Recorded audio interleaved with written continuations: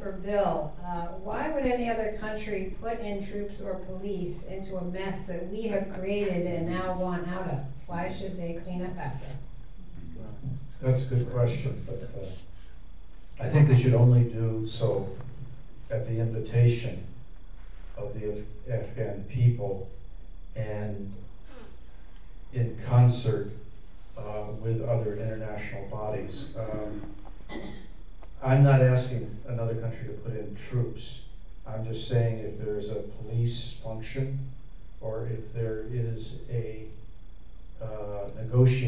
arbitrating negotiation function that could be better carried out by an international body, that would happen best at the invitation and in a way a country or a body of countries or an international body that doesn't have the kind of vested interest that the United States government does in the situation.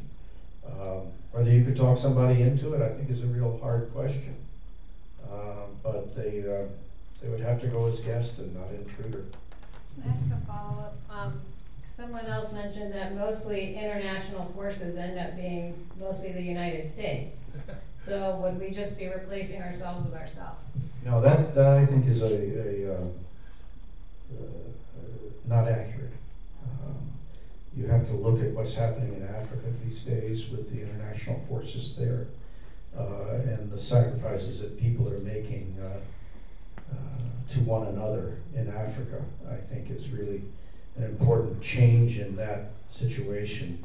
And I think that in as much as, I mean, we could look at the Korean War as an absolute example where the United States took over